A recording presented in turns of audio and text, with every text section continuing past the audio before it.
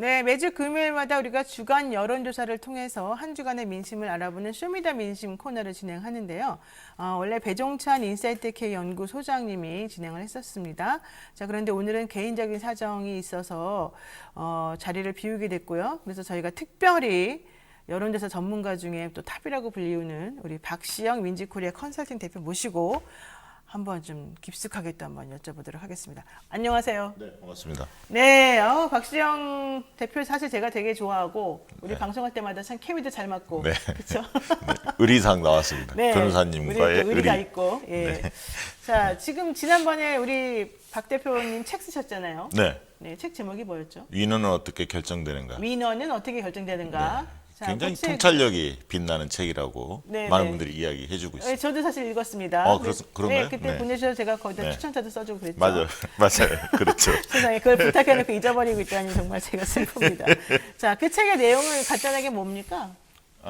이제 민심이 어떻게 코로나 국면에서 민심이 어떻게 바뀌고 있는지, 네. 그리고 선거는 어떤 프로세스로 이루어지고 있고 프레임 뭐 이슈 구도 얘기하는데 그게 뭔지, 그리고 이번 대선의 특징은 뭔지, 누가 승리할 것 같은지 뭐 그런 부분들을 담아놨습니다. 위너에 대한 얘기군요. 그렇습니다. 그리고 결국은 이제 내년 대선을 겨냥해서 이 사람이 위너가 될 거다. 근데 뭐 그런 예측보다는 정치가 뭔지, 선거가 뭔지 이런 어떤 부분들도 많이 담아놨습니다. 그러니까 이제 선거 끝나고도 많이 볼 수 있는 책입니다. 많이 팔렸습니까? 네, 제법 나갔습니다. 저도 듣기에 참 잘 되고 있다고 소식을 들어서 어쨌든 잘 됐고요. 여러분들 한번 시간 되실 때 한번 좀 구입해서 보시면 될 것 같고요. 네. 자, 여야 대선 경선판이 지금 고발 사주 의혹하고 대장동 의혹 때문에 아주 난리가 났습니다. 자, 그런데 대선 주자 지지율에는 또 그렇게까지 영향을 안 미치는 거 아니냐 이래요. 네, 그러니까 지지율을 보면 네. 이 두 사안이 뭐 이렇게 크게 영향을 미친 것 같지는 않아요. 왜냐하면 여전히 이재명, 윤석열, 이재명 양강 구도는 유지가 되고 있는데 네. 한두 달 전에 비하면 큰 이게 예를 들면 좀 한두 주 전과 비교하는 것도 있지만 뭐 7월달, 8월달, 9월달과 이렇게 비교할 필요도 있습니다. 큰 네. 흐름으로 보면 윤석열 후보는 조금 하락세를 보이고 있습니다. 전체적으로 보면. 네. 그러니까 이제 그전에는 굉장히 굳건하게 1위라는 조사 결과가 많이 나왔었는데 이재명 지사가 엎치락뒤치락 하다가 최근에는 이재명 후보의 1위 조사 결과 더 많이 나오고 있거든요. 그리고 무엇보다도 그 확장력의 바로미터다 이렇게 불리우는 호감도에서 네. 윤석열 후보가 굉장히 고전을 하고 있습니다. 그러다 보니까 이제 전화면접 조사, 많은 그 정치에 별로 관심 없는 분들도 주로 응답하는 전화면접 조사에서는 굉장히 윤석열 후보가 고전을 면치 못하고 있거든요. 그래서 저는 이것이 고발사주 의혹보다는 여러 가지 이제 말실수, 뭐 논란거리, 그동안에 보여줬던 실망스러운 모습. 네, 기대 대비 실망이 좀 쌓여가면서 대통령감으로서 좀 적절하지 못하다. 준비가 좀 덜 돼 있다. 이런 인식들이 조금 확산되는 게 아닌가 그런 생각이 듭니다. 요즘에 사실 왕자 논란도 있고. 네, 뭐 무슨 무속까지 또 이어졌죠. 무슨 학문침 예. 얘기도 있고 정법 얘기도 나오고. 예, 이런 것이 사실은 더 아픈 대목입니다. 윤석열 캠프 입장에서는. 왜냐하면 이제 고발사주 의혹이라든가 네. 여러 뭐 그런 사법적인 관련된 리스크의 경우에는 정치 공세적인 성격도 있기 때문에 국민들이 판단하기 되게 어렵거든요. 그렇죠, 어렵죠. 근데 이제 예를 들면 후쿠시마 발언이라든가 뭐 120시간, 뭐 왕자 뭐 이런 것들은 이해하기가 편하거든요. 사람들이 네. 대부분 알고 있는 상식이고요. 그렇죠. 우리 상식과 조금 어긋난다. 정서적으로 좀 부합되지 않는다. 그리고 시대적 흐름에 좀 역행한다. 이런 어떤 인식들이 형성되고 있기 때문에 윤석열 핵심 지지층은 똘똘 뭉쳐 있지만 약지지층이라고 하죠. 네. 좀 괜찮은 것 같은데 이렇게 왔다 갔다 봤던 할수 있는 분들이 사람들. 스윙보터나 약지지층 이런 분들이 좀 떨어져 나가는 게 아닌가 그런 생각이 듭니다. 그러니까 충성도가 약한 사람들은 그런 모습을 보면 좀 실망할 실망하죠. 테니까. 예. 예. 그런데 사실 정치인들 다 점 보고 사주 보고 뭐 그런 거 하죠. 인터 가잖아요. 네. 그 위너들 많이 보셨을 거고 컨설팅 네. 해주시지만 네, 네. 본인은 컨설팅을 과학적으로 하겠지만 그분들이 또 심리적으로 믿는 사람들은 또 그런 분들 아닙니까? 그렇습니다. 이제 많이 보죠. 근데 되게. 왜 그 윤석열 후보는 굳이 그걸 부인하고 좀 아니라고 하고 할머니 그러니까 이제 얘기라고 막 그러고. 원래 어느 후보나 위기는 닥치기 마련이거든요. 네. 근데 위기가 생겼을 때 네. 어떻게 그거를 대처하느냐 이 모습을 보고 사람들이 평가를 그렇죠. 좀 합니다. 진지하고 좀 믿을 만한 예. 말을 해주면 좋은데. 그러니까 예를 들어 왕자를 썼다. 그 자체도 논란거리지만 네. 그 캠프 측에서 뭐 손가락만 씻고 이건 안 씻었다 뭐 이런 식의 해명이 이건 아닌데 네. 이런 생각이 들게 만들지 않습니까? 그러니까요. 그러니까 김영남 의원이 그런 말을 했는데 네. 이제 본인은 농담이었는데 그게 또 이렇게 시끄럽게 얘기가 돼서 좀 당황스럽다 이런 얘기도 하긴 본인이 하더라고요. 대변인 역할을 하고 있잖아요. 그렇기 때문에 이제 그렇게 받아들일 수밖에 없는 거죠. 그렇군요. 네. 사실 그렇죠. 뭐 개인이 농담이었다고 주장하지만 우리가 또 듣기에는 그게 아니었으면 네. 또 책임을 져야 되는 모습이 있죠. 네. 자, 그런데요.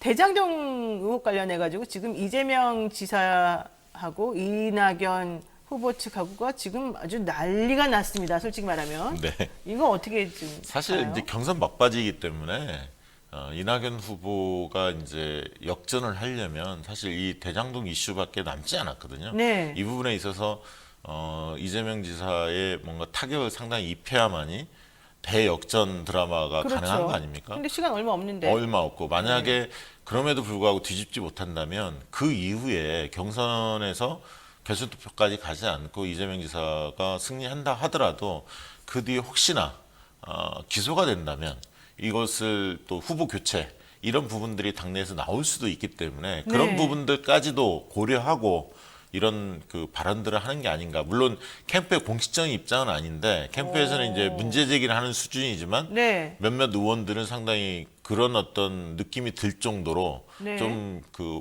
발언의 수위가 좀 높아요. 그렇죠. 그래서 이제 그런 것을 보면 이게 경선 때까지만 염두에 둔 발언이라기보다는 그 뒤에까지도 염두에 두는 게 아닌가 하는 생각이 들 정도입니다. 아니 그 서른 의원이 사실 이제 선대본부장인가를 네. 맡고 있잖아요. 네. 총괄. 그런데 그분이 계속해서 이재명 지사가 구속될 수 있다라는 전제 하에서 발언을 계속 하니까 네, 그런 부분까지 포석을 깔고 이야기하시는 게 아닐까 추정할 수밖에 없는 그래서 거죠. 근데 그 근거로 우리가 생각하는 게 대장동 의혹 관련해서 정영학 회계사라는 사람이 녹취록을 제출을 검찰에 했는데 네.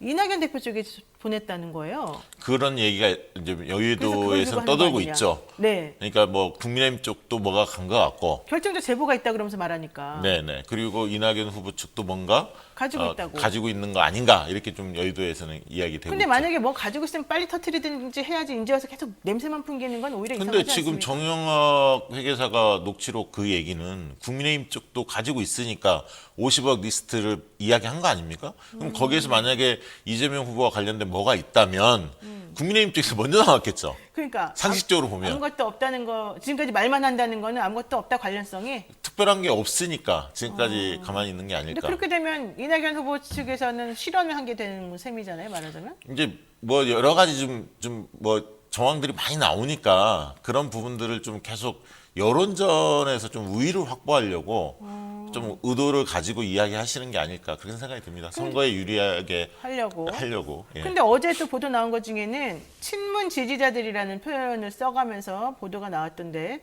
이재명 지사가 예전에 대장동 발언 관련해 가지고 재판 받을 때 변호사에게 3억 변호사비 줬다고 네, 얘기했었는데 그게 거짓말이다. 20억을 줬다. 그 부분에 대해서 이재명 후보 측에서 바로 그 반박을 했습니다. 그런 사실이 없고 그 발언에 대해서 철회하지 않으면 책임져라. 책임져라 고발하겠다, 맞대응하겠다 이렇게 나왔기 때문에 그건 뭐 명확하지 않을까. 뭐가 드러나면 누구한테 얼마 줬는지를 드러내면 되는 거니까 그런 네. 부분들은. 그럼 근거도 없이 말할 수는 없잖아요. 근데 좀 절차 지금까지 제기된 여러 의혹들이 만약에 그게 사실이라면 국민의힘 쪽에서 또 가만히 있었겠습니까? 좀 미뤄 짐작하면 좀 아니 뭐 사실 근거가 좀 희박해도 일단은 좀 터트려 보는 게 되게 선거 때는 그런 특성을 가지고 있거든요. 여야 그래요? 모두가. 네. 약간 그렇게 느껴집니다. 어제 또 보도 나온 것 중에는 그 대장동 의혹과 뭐 이런저런 이유 때문에 이낙연 전 대표하고 이재명 지사 사이의 차이가 3% 내로 줄어들었다. 뭐 이런 얘기도 나오더라고요. 그건 무슨 말이에요? RN서치 ARS 조사에서 지금은 국민의힘 지지층은 되게 민주당 후보 적합도를 물어보면 대부분 이낙연 후보 측을 지지합니다. 왜냐하면 이재명 후보가 유력 후보로 되는 것을 원하지 않으니까. 원하지 않기 때문에. 왜냐하면 가상 대결을 해보면 윤석열, 네. 홍준표에 비해서 이재명보다 이낙연 후보를 상대하기 좀 쉽거든요. 여론조사 상으로 보면. 네. 그런 정서가 있기 때문에 과거에는 안 그랬습니다만 이재명, 이낙연 이렇게 골고루 가는 표였지만 최근에는 이낙연 후보 쪽에 국민의힘 지지층이 대거 그 지지를 하고 있거든요. 그렇기 때문에 전체적인 수치를 볼 게 아니라 민주당 지지층 내에서의 여론조사를 봐야 하는데 그 부분에서 여전히 차이가 좀 크고요. MBS 조사 같은 경우는 무려 2배 이상, 거의 2.5배 이상 이렇게 차이가 납니다. 민주당 지지층 내에서는 네. 이재명에서 상당히 앞서가고 있기 때문에 네. 저는 뭐 이변 가능성 별로 없다. 왜냐하면 민주당 이 경선 제도 자체가 네. 민주당 지지층들이 주로 참여하는 구조이기 때문에 그리고 이제 국민의힘 쪽도 마찬가지입니다. 일단 한번 더 설명드리겠습니다만 전체 여론조사에서 홍 대표가 앞서가지만 네. 국민의힘 지지층에 여전히 윤석열 후보가 앞섭니다. 다만 윤 후보와 홍 후보의 격차가 과거에 비해서 크게 국민의힘 줄어들었다. 지지층에 줄어들고 있다 때문에 오늘 발표가 되겠습니다만 네 명. 4명 발표됩니다만 1위 후보가 누구일지에 대해서 비공표를 하긴 합니다만 모든 후보의 참관인이 들어가서 표를 보기 때문에 득표율을 보기 다 때문에 계산해요, 자기네끼리. 네, 소문은 나게 돼 있습니다. 네. 근데 1위가 굉장히 그 초경합 상태가 아닐까 생각이 듭니다. 그렇군요. 그러니까 일단 정리를 해보면은 이낙연 후보하고 이재명 후보하고 두 분 간의 민주당 지지자들 내에서만 판단을 해보면 그게 중요합니다. 네. 경선을 예측하려면. 네. 네. 그렇게 해보면은 차이가 계속해서 벌어지고 있다. 오히려 벌어졌습니다. 그러니까 그 벌어진 이유는 두 가지인데 호남 경선 이후에도 계속 그 이재명 후보의 과반이 네. 넘어섰고요. 이미 그 전남 광주 경선을 빼고는 압승을 했기 때문에 그런 어떤 밴드웨건 효과 하나 있고요. 네. 두 번째는 이 대장동 이슈와 관련해서 어쨌든 이재명을 지켜야 한다. 네. 확실히 드러나는 게 없는데 너무 정치 공세가 심하다. 야권 쪽에서. 그리고 오히려 국민의힘 결집되는군요. 예, 국민의힘 게이트로 보여질 수도 있거든요. 네. 민주당 지지자들이 볼 때는. 그렇죠. 그런 측면에서 이재명을 지키자 이렇게 되는 거죠. 고발사주 의혹이 처음 터졌을 때도 윤석열 측에서 이건 제보사주다 이러면서 맞대응을 했거든요. 그렇죠. 그때도 윤석열 지키기로 나타났습니다. 국민의힘 지지층은. 그러니까 대표 주자이기 때문에 여야 후보의 대표 주자이기 때문에 진영 간의 결속이 그 두 후보 중심으로 이루어질 수밖에 없는 거죠. 그런 측면 때문에 오히려 이재명, 이낙연 두 후보의 격차가 민주당 지지층에서는 더 벌어지는 현상으로 나타나고 있습니다. 그래요. 자, 지금 그러면 결선 없이 그냥 가겠네요. 저는 특별한 그렇다고 이변 봅니다. 없이. 왜냐하면 지금 투표율이 상당히 높거든요. 네, 오히려 더 높아졌대요, 네, 지난번보다. 그래서 권리당원은 투표율이 안 높아졌는데 네. 3차 슈퍼위크에 참여했던 그 국민선거인단에서는 투표율이 지금 저희가 볼 때는 그 75%를 넘어서고 지금 온라인 투표율에서만 벌써 74.7이니까 이제 ARS로 나머지 응답을 못했던 해야겠죠. 분들은 네. 조사를 하거든요. 그렇게 본다면 70% 후반대, 80%까지도 예측이 되기 때문에 그 현상을 어떻게 볼 거냐? 그러면 양 후보 진영의 지지자들이 다시 재결집을 했다 이렇게 보여져요. 왜냐하면 이재명대로 지지자들이 또 이낙연 후보는 이낙연 후보대로 역전을 하기 위해서는 총 결집하는 현상이 이루어질 수밖에 없기 때문에 그런 현상이 높은 투표율을 견인한 게 아닌가. 그러니까 투표율을 놓고 지금 양쪽의 해석이 다르더라고요. 저는 그게 뭐 지금까지 결과가 크게 다르지 않더라고요. 같이 결집하기 때문에. 그래요. 네. 근데 그래서 그런지 이낙연 후보 측에서 이재명 지사 대장동 관련해서 분명히 문제가 터질 건데 이번 경선 못 받아들인다. 그러니까 아직 경선 결과 나오기도 전에 지금 계속 그런 분위기가 지금 또 솔솔 나오더라고요. 그런데 경선 불복을 선언을 못 할 겁니다. 왜냐하면 그 전에 뭐가 뚜렷한 뭔가 증거가 나오고 뭐 기소가 이루어진다든가 명분이 없군요, 그러니까. 뭐 그런 게 없는 한 네. 그건 그야말로 주장일 뿐이기 때문에 경선 불복을 하다가는 어떻게 되겠습니까? 그리고 국회의원들 대다수는 네. 경선 결과에 대해 승복할 거라고 생각하고요. 몇 분 정도 불만은 갖고 있겠죠. 그걸 공개적으로 피력할 수 있는 부분은 아닙니다. 그러면은 이재명 지사하고 이낙연 전 대표하고 간에 어쨌든 경선이 이루어졌어요. 예를 들어서 가정을 했을 때 결과적으로는 이재명 지사가 결선 투표 없이 갔어요. 네. 그러면은 이낙연 대표를 지지하던 사람들이 이재명 지사를 지지하는 쪽으로 갈까요? 저는 지금 이낙연 후보가 그 다자 대결이라고 하는데 모든 후보들을 나열하고 여론조사를 해보면 되게 한 9에서 11% 정도를 되게 득표를 하고 있습니다. 조사 방식에 따라서 약간은 차이는 있지만, 있습니다만. 네. 그럼 대략 한 10%로 보고 네. 저는 한 6%, 7% 정도. 10% 중에 중에서? 10명 중에 한 6, 7명 정도는 이재명 지사를 지지할 거라고 보고요.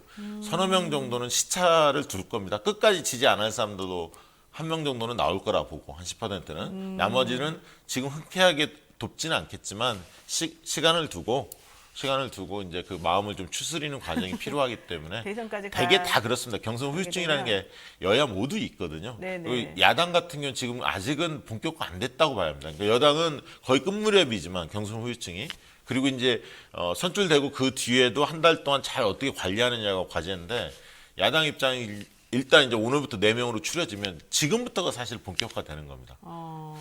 왜냐하면 윤석열, 홍준표 굉장히 뜨겁죠. 또 유승민 의원까지 참전을 했습니다. 그렇죠. 윤석열 때리기에 네. 굉장히 좀 이 싸움이 재밌게 흘러가는 양상이거든요. 이게 네. 야당 쪽은 지지자 간의 갈등과 반목이 이제부터 본격화된다. 이렇게 보시면 됩니다. 여당은 좀 마무리 단계고요. 그렇죠. 그렇게 보시면 됩니다. 그러니까 안 그래도 지난번에 이재명 지사가 뭐 경선을 연기하네 만에 그런 얘기 나왔을 때 경선은 빨리 하고 그다음에 사람들 마음을 추스리는 작업을 할 시간이 필요하기 때문에 그렇습니다. 예. 그걸 연기하는 거는 바람직하지 않다 네. 이런 얘기를 했는데 그 말이 또 그 말이군요. 네, 그렇습니다. 자, 좋습니다. 자, 국민의힘도 사실 오늘 이제 4등까지 발표하는 날 아니겠습니까? 네. 오늘 8일인데 어떻게 될까요? 3위까지는 다 알지 않습니까? 네, 3위까지 뭐 유승민 윤석열, 후보까지. 홍준표, 유승민까지. 예, 거기는 뭐 누구나 얘기하는 거고요. 4등이 누군지. 관심이 1위가 누구냐, 4위가 누구냐 네, 이건데 그거예요. 네. 이제 4위에 대해서는 저는 이제 하도 김어준 뉴스공장이나 뭐 다스베다 이런 데에서 물어봐서 저 황교안을 눈여겨보고 있다. 그 얘기 갑자기 많이 나와요. 제가 네, 먼저 꺼냈죠. 네, 다른 네. 사람 얘기하기 전에 제가 먼저 아, 얘기했습니다. 먼저 하셨군요. 예. 네. 2, 3주 전부터 얘기를 했는데 왜냐하면 여론조사를 유심히 보시면 ARS 조사로 하면 대개 최재형 후보가 조금 소폭이라 높습니다. 네. ARS로 하면. ARS에서는. 네, 근데 전화 면접 조사를 하면 황교안 후보가 근소하게 앞서는 4위로 되는 조사가 최근에 나오기 시작했습니다. 전화 면접에서 조금씩 올라가는 게 보여요. 네. 1%에서 2%대 네. 중후반까지 올라가는 게 보이는데 그 얘기는 무슨 얘기냐면 이번 그러면 경선 방식이 어떤 룰이냐 그러면 전화 면접 조사로 하거든요. 네. 그러니까 황 후보가 일반 국민 전체로 봤을 때 밀리지 않는다는 얘기고요. 그다음에 그 국민의힘 지지층, 그러니까 당원들이 30%가 투표하게 돼 있거든요. 네. 4명을 뽑는 과정에 70% 국민 여론조사로 받아요. 30%그 당원 투표는 여론조사가 아니라 당원 중에 적조 투표에 응하는 사람이 부담이 그렇죠. 그러니까 핵심 지지층을 누가 얼마나 많이 갖고 있느냐 이 싸움이거든요. 그런 부분에서 황교안 후보가 좀 극우 포지셔닝을 하고 있거든요. 태극기 부대 주장, 뭐 선거 부정이다. 부정선거 얘기 부정선거. 기승전 하면서. 예, 그것만 네, 계속 얘기하고 네, 있고요. 그래요? 강성 지지자들을 자극하고 있습니다. 그런 캠페인에 줄여가고 있거든요. 이런 부분이 조금 통할 수 있겠다라는 네, 네. 생각이 들었고 최재형 후보는 그동안에 4위를 굳건히 버티고 있었는데 점차 하락 국면이거든요. 요즘 그리고 방송에 언급도 잘 안 돼요. 언급도 잘 안 되죠. 네, 그게 그래서 중요한 이제 것 같아요. 그런 흐름상 조금 쉽지 않겠다 이렇게 저는 좀 봤고 원희룡 후보는 꾸준하긴 한데 5위 정도 선에서 늘 네. 있기 때문에 그래서 지금 흐름으로 보면 최재형 하락세, 황교안 상승세, 원희룡 정체 그리고 하태경 후보는 일반 국민에서는 크게 밀리지 않는데 인지도. 당원 쪽에서 약해요. 아, 당원 쪽에 충성도가 없구나. 예, 그래서 조심스럽게 네. 황교안 후보가 조금 앞서지 않을까 생각하는데 워낙 차이가 미미해서 누가 돼도 뭐 할 말은 다 있는 상황이 됐고요. 예측하기 네. 정말 어렵습니다. 1위 후보보다 오히려 4위 후보를 예상하기 어려운. 아니, 그럼 좋아요. 자, 4위는 황교안 후보가 포지셔닝을 참 잘해서 참 전략적으로 잘 하고 있다고 생각이 드는데 그럼 1위는 누가 됩니까? 지금 흐름으로 보면 아슬아슬하게 윤석열 후보가 될 가능성이 있어요. 왜냐하면 50%가 반영되는 국민 여론조사에서 분명히 홍준표 후보가 전화 면접 조사를 하기 때문에 5에서 한 7% 정도는 5에서 7%포인트 정도는 홍준표 후보가 앞섭니다. 근데 이제 국민의힘 지지층이 주로 참여하는 당원 투표. 이 당원 투표에서는 국민의힘 지지층만 본다면 전화 면접 조사에서 한 5, 6%부터 15% 정도를 대략은 윤석열 후보가 앞서고 있는데 네네. 물론 이제 최근에 20, 30대가 많이 당원으로 네, 26만이 들어왔다. 가입했다고. 네, 예. 그래서 이준석 효과다 이런 얘기하는데 그 층이 또 홍준표 후보를 지지하는 건 있습니다만 60대 이상 전통적인 어떤 어르신들 이분들이 윤석열 후보의 지지세가 강하거든요. 그렇죠. 네. 근데 그분들이 투표 열기가 더 세지 않을까 20, 30대보다는 그런 생각 속에서 윤석열 후보가 이 당원 30% 반영되는 투표에서 10%포인트 이상 15%이 정도를 앞서지 않을까. 그러면 국민 여론이 70% 반영은 됩니다만 거기서 한 5, 6%진 것을 상쇄할 수 있는 정도를 당원 투표에서 확보할 것이다. 이렇게 봐서 아슬아슬하게 박빙으로. 네, 박빙으로 봅니다. 그러나 최종 라운드는 50대 50으로 반영되는데 지금 이제 고발 사주 의혹도 새로운 국면을 점차 접어들고 그렇죠. 있고요. 네. 그다음에 이제 4명이 토론을 하면 더 집중력이 높아집니다. 후보들 간의 그렇죠. 질의응답이 훨씬 예. 횟수도 많이 증가하고요. 그랬을 때 윤석열 후보에 대한 홍준표, 유승민의 협공이 이루어지는데 그럴 경우에 어떤 양상이 벌어질지는 지금과 좀 더 상황이 다를 수 있기 때문에 최종 후보가 누가 될지는 정말 모르겠습니다. 아니 그리고 위장당원 발언을 해서 좀 논란이 됐잖아요. 네. 이것도 사실은 좀 자극을 했을까요? 일부러 하신 거죠. 왜냐하면 아까 있던 그 국민의힘 지지층 내에서도 좀 쫓기는 양상이 있거든요. 윤석열 그렇죠. 후보가. 홍준표 네. 후보가 바짝 추격하니까 쫓아가고. 오히려 그런 이야기를 통해서 전통적인 지지층한테 위기의식을 불러일으켜서 투표를 적극적으로 하도록 하게. 유도한 자기 발언이라고 지지층들한테 빨리 나한테 투표해라. 네. 나를 밀어줘야 된다. 이 메시지를 던진 그렇습니다. 거죠. 그렇게 보여집니다. 그러면은요, 우리 박 대표 책 쓰셨잖아요. 네. 위너. 예. 야당 쪽의 위너는 누가 돼야 되는 거예요? 아니 저는 뭐 그 야당 쪽에 누가 될 거라고 쓰지는 않았는데 윤석열 후보가 맞아, 야당의- 리스크가 꽤 있다. 그래서 순탄하게 윤석열 후보로 가지 못할 거다. 네. 그래서 리스크가 커지면 1차적으로 그 수혜는 홍준표가 받을 거고. 그렇죠. 그러나 이제 홍준표가 그 과정에서 네. 자당 후보를 너무 비판한다. 이런 그렇죠. 어떤 비판 여론이 있으면 유승민에게 기회가 올 수도 있다. 그런 유승민에게 기회가 올수 유승민의 있다. 유승민은 다만 리더다움, 참모가 아니라 리더다움을 보여줘야 하고 합리적 이미지를 좀 더 강화해야 네네. 하는데 그런 과제가 있다. 그래서 저는 지금 정확하게 50대 50인 것 같아요. 윤석열과 홍준표에. 유승민까지 차례가 오기는 좀 어렵고 왜냐하면 전통적 지지층들이 아주 유승민 후보에 대해서는 옛날에 마음이 지금 쌓였던 안 배신자 풀어졌어요. 이 안 프레임을 풀어졌어. 아직 벗어던지지 않았기 때문에 쉽지 네. 않습니다. 아직. 자, 그러면 이재명 후보가 결선에 간다고 치고, 본선에 진출한다 치고 네, 본선에 간다고 치고, 자, 누가 더 쉬운 상대가 될까요? 저는 이재명 후보 입장에서 윤석열 후보가 더 쉬울 거라고 봅니다. 그러면은 왜냐하면 네. 여러 논란들은 같이 다 있는 거고요. 지금 네. 보면 그렇게 된다면 인물 대결로 갈 거고 네. 결국은 자질, 능력 대결로 가는데 그런 네. 부분에서는 윤석열 후보보다는 이재명 후보가 여러 가지 경험이라든가 어떤 준비가 더 탄탄하게 돼 있지 않나 이렇게 보고요. 홍준표 후보는 지금은 좀 세 보이긴 합니다만 물론 이제 홍준표 후보가 본선에 나오면 지금은 홍준표 때리기를 여권이 안 하거든요. 하죠. 그러나 막상 본선에 올라오면 과거에 했던 여러 행적이나 논란, 특히 이재명 대 홍준표 이렇게 붙으면 네. 경기지사 때 실적과 경남도지사 때 실적, 그렇죠. 자치단체장 할 때 실적을 비교가 비교하게 돼요. 되는 네, 맞아요. 그런 측면 때문에 야권으로서는 조금 후보 문제에 대해서는 고민이 좀 깊을 것 같습니다. 아, 뭐 얘기 듣다 보니까 시간이 훌쩍 가버려서 할 말을 진짜 질문이 엄청 많았는데 다 못했어요. 네. 정말 자주 오셔야 될 것 같은데 자, 오늘은 박시영 대표하고 인터뷰는 여기까지 좀 정리를 해야 될 것 같습니다.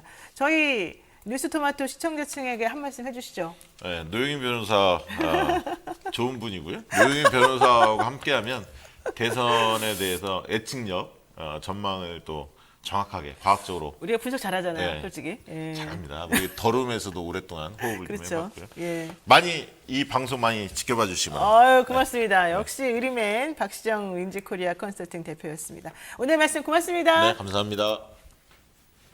네, 노영의 뉴스 인사이드 오늘 방송 어떠셨습니까? 오늘 최대 동접입니다. 저희 방송 시작한 이후에 역시 대단합니다. 자, 노영의 뉴스 인사이드 앞으로도 응원과 비판 메시지 잊지 마시고요. 구독 여러분 꼭 눌러주시고요. 자, 다음 주 월요일은 대체 공휴일이죠. 하루 휴방합니다. 화요일에 올 건데 화요일 날에는요.